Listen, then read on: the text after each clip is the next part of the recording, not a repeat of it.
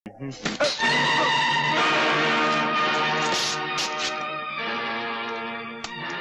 तुमने टांग अड़ाई है 144, फिर ना रोना कभी, नहीं तो उसे काट कर तुम्हारी गर्दन के साथ बांध दूंगा।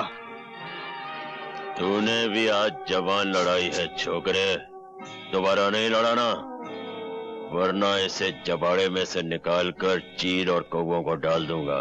हाँ।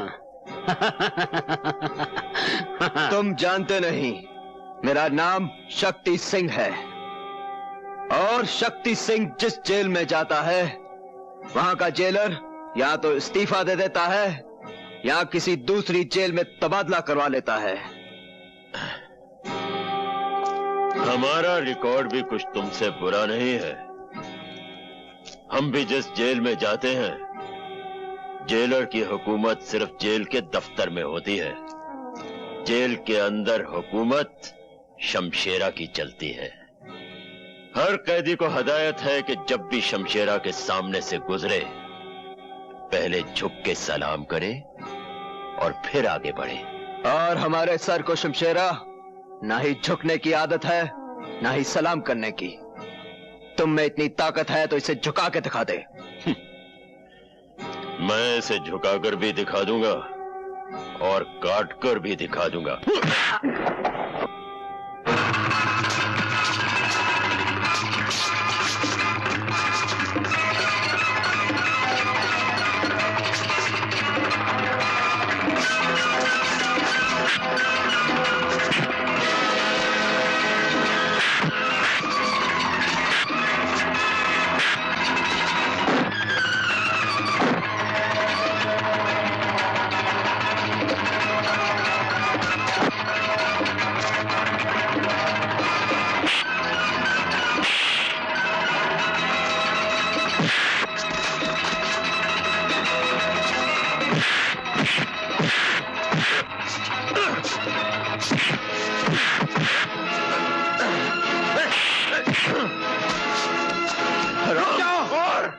शमशेरा, शमशेरा, तुम 7 साल के लिए जेल में आए थे, लेकिन इन्हीं खूनी उबालों की वजह से तुम्हारी सजा 7 साल से बढ़कर 14 साल हो गई, और फिर 14 साल से 21 साल।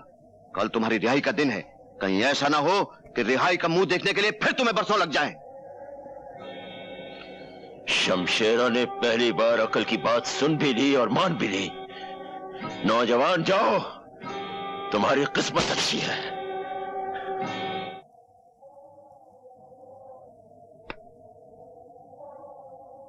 छमिया, रुक जाओ।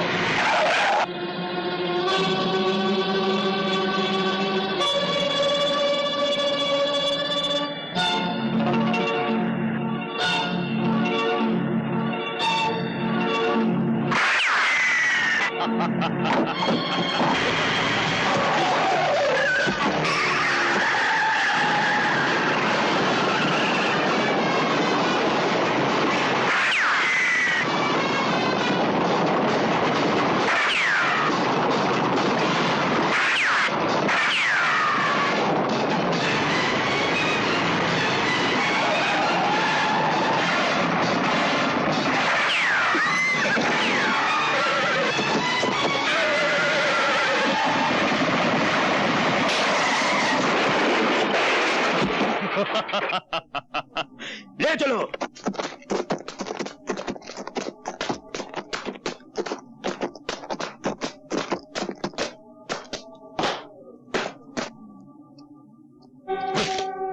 पहचाना मुझे?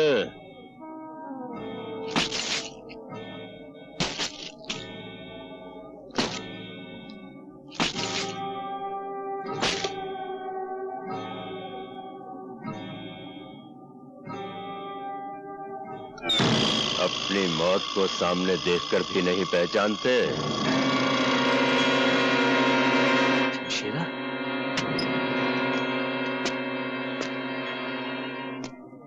मैंने तुम्हारा दिया हुआ यह जख्म अपने सर आंखों पर रखा है। बरसों जेल में पत्थर तोड़े हैं ताकि जिस दिन तुमसे मुलाकात हो तुम्हारा हिसाब चुकता कर सकूं। आज वो दिन आ गया है ठाकुर। इसे पहचानते हो?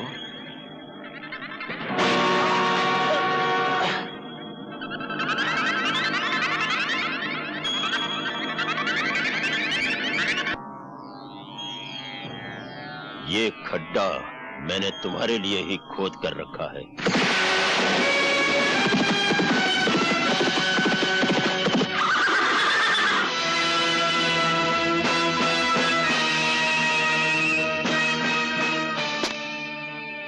जो दूसरों के लिए खड्डा खोदता है वो खुद उसी में आकर गिरता है। जिन बच्चों के अभी दूध के दांत भी न टूटे हों, उन्हें इस तरह उछलकर मर्दों की तरह बात नहीं करनी चाहिए। मर्द तो मैं हूं, वो भी असली, और बेटा भी मर्द का। कहो तो मर्दानगी के 2-4 नमूने पेश करूं? चलो।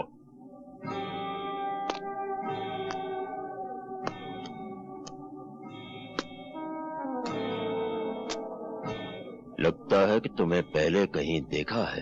हाँ, जरूर देखा होगा।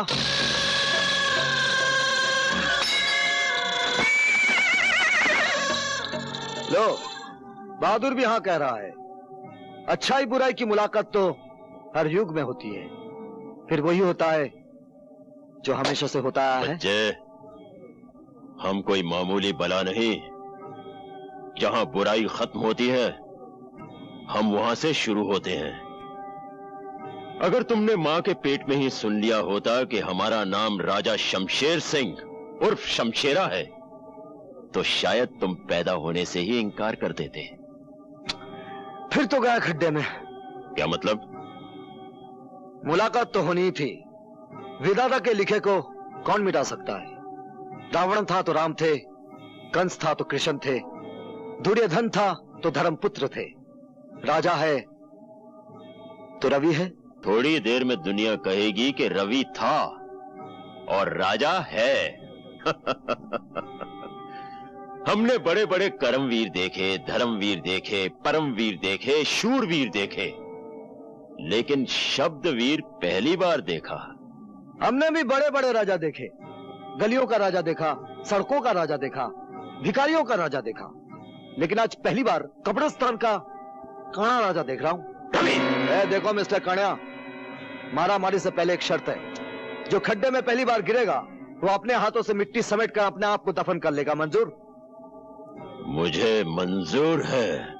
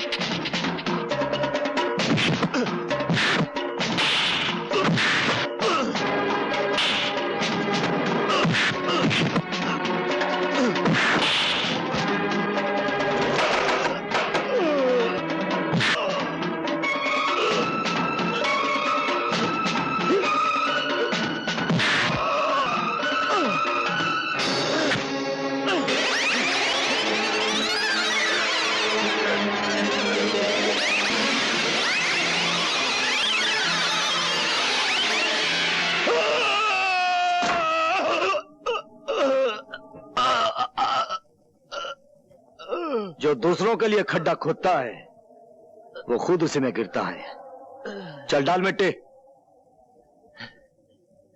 बेटा, इसे माफ कर दो। चल, आज तुझे माफ किया, ये तेरी पहली गलती थी। और एक बात सुन ले, अगर बुराई तेरा कर्म है तो अच्छाई मेरा परम धर्म है।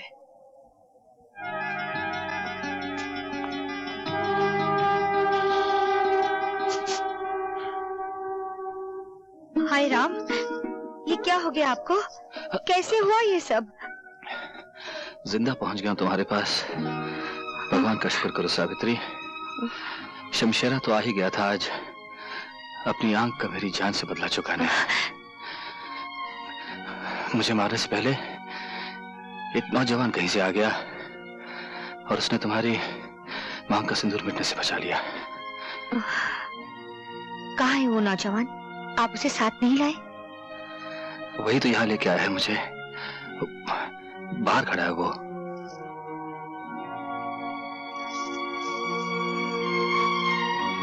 भगवान तुम्हें बहुत कमियां भी दी बेटा। मैं तुम्हारी झोली सोने चांदी से भर दूंगी। तुमने मुझ पर इतना बड़ा उपकार किया है कि... जो मैंने किया है वो उपकार नहीं था, वो मेरा धर्म था, और धर्म अपना इनाम खुद होता है। उसे सोने चांदी के तराजू में तोलकर मुझे शर्मिंदा ना कीजिए।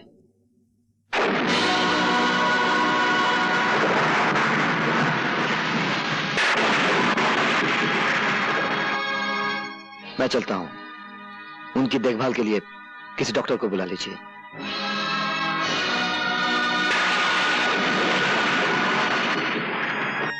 डॉक्टर साहब का बहुत खतरनाक एक्सीडेंट हुआ है, आप उनसे नहीं मिल सकती। मेरा मिलना उनसे बहुत जरूरी है। लेकिन आप समझते क्यों नहीं? उनकी जिंदगी और मौत का सवाल है। मेरी भी जिंदगी और मौत का सवाल है। सुनिए सुनिए। डॉक्टर साहब, मुझे मालूम है इस वक्त आपको परेशान नहीं करना चाहिए, पर मेरे लिए जानना बहुत जरूरी है। रवि क्या आपका बेटा है? तुम्हें कुछ शक है सावित्री? जी हाँ, मुझे पूरा यकीन है रवि आपका बेटा नहीं है। सच क्या है डॉक्टर साहब? बोलिए, सच क्या है? ये सच है सावित्री, रवि तुम्हारा ही बेटा है।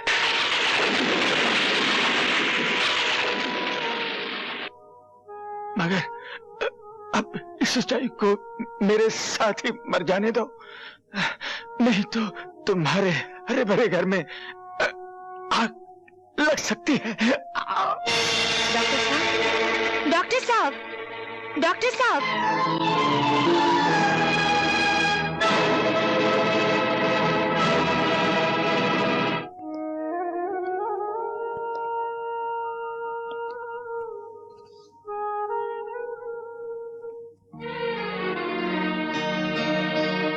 माँ के बाद आप ही मेरे सब कुछ थे।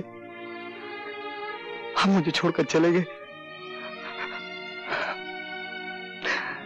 मैं अनाथ हो गया पिताजी, मैं अनाथ हो गया।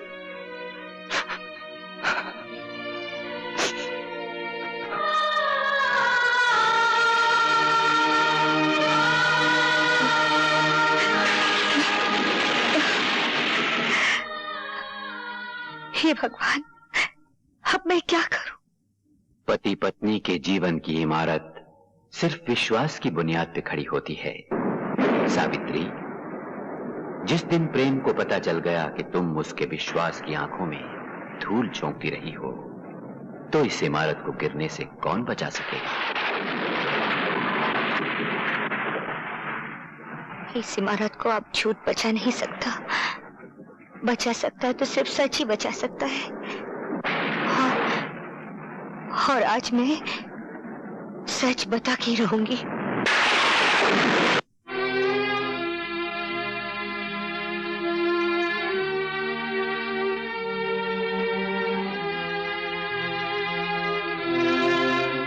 क्या बात है सावित्री?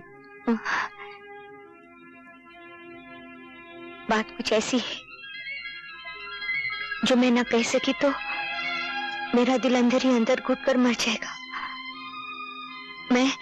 मैं आपसे सब... मैं जानता हूं तुम क्या कहना चाहती हो। मैंने तुम्हारी आंखों में तुम्हारे दिल की कहानी पढ़ ली है। तुम अपने बेटे के बारे में बात करना चाहती हो ना?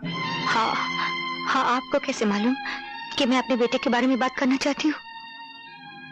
सावित्री, मैंने जिंदगी के कितने साल गुजारे हैं तुम्हारे साथ, दुख सुख बांटे हैं। तुम्हारी जिंदगी का ऐसा कौन सा कोना है जो मुझसे छुपा है एक कोना जिसमें आज तक अपने... मैं वो कोना भी जानता हूं। उसका नाम है रवि। रवि? क्या बताया रवि ने आपको? उसने बताया कि तुम डॉक्टर को मिलने गई थी। डॉक्टर ने तुमसे कुछ कहा और दम तोड़ दिया। वो बिलक बिलक कर रोने लगा और तुमने उसके सर पे अपना हाथ रख दिया। और क्या कहा रवि ने? उसने कहा जब अपना हाथ तुमने उसके सर पर रखा तो उसे ऐसा लगा जैसे उसकी मां वापस आ गई हो।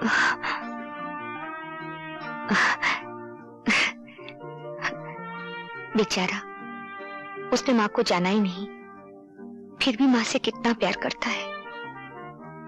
डॉक्टर साहब के चले जाने के बाद वो अकेला हो गया है। मैंने उसे कहा वो हमारे घर आ जाए। मुझे विश्वास है तुम उसे माँ का प्यार दोगी। मैं उसे घर ले आऊं? हाँ, घर? नहीं। क्यों, क्या बात है? मेरा मतलब है कि मैं तुम राजेश के बारे में सोच रही हो? कहीं वो सोचेगा कि उसका हक बांटने वाला कोई आ गया। कोई बात नहीं, रवि हमारे गेस्ट हाउस में ठहर जाएगा, ठीक है? सावित्री, जवान बेटा बाप का बाजू होता है, ये मुझे रवि के आने के बाद ही पता लगा है। वो कैसे? जब से रवि ने हमारा कारोबार संभाला है, हर काम में उसकी समझ, मजदूरों से काम लेने का ढंग, ये सब बताता है कि वो हमारे कारोबार को हमसे बेहतर समझता है। चलो अच्छा हुआ, कोई तो आपका हाथ बटाने वाला मिल गया। मैं तो चाहता था कि तुम्हारा लाडला राजेश एक बार रवि से मिल तो लेता, लेकिन उससे अपनी अयाशी से फुर्सत ही कहाँ है।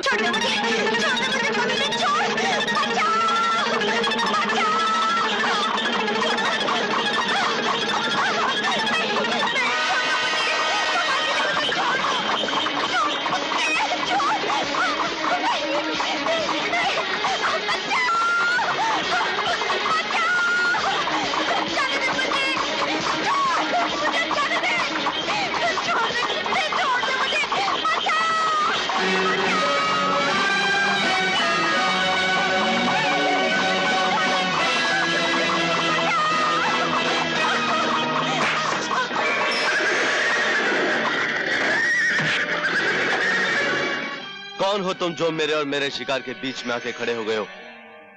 शिकार का इतना ही शौक है तो जंगल में जाओ और किसी शेर का शिकार करो। कमजोर लड़कियों पर हमला करने वाले को शिकारी नहीं कहते। मालूम होता तुम्हारे मुंह में जो जबान है जरूरत से ज्यादा लंबी है, उसे काट के छोटी करनी पड़ेगी। मेरी जबान काटने से पहले मेरे हाथ की लंबाई तो देख ले।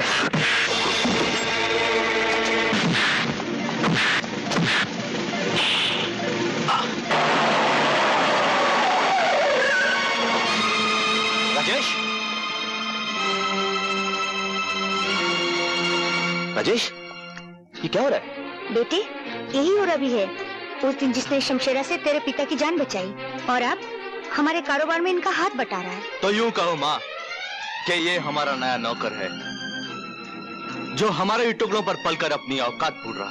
राजेश! रवि, तुम बताओ क्या हुआ? आप इन्हीं से पूछ लीजिए। मैं जानता हूं गलती तुम्हारी ही होगी राजेश। चलो हाथ मिलाओ इसके साथ। मैं नौकरों से हाथ नहीं मिलाता।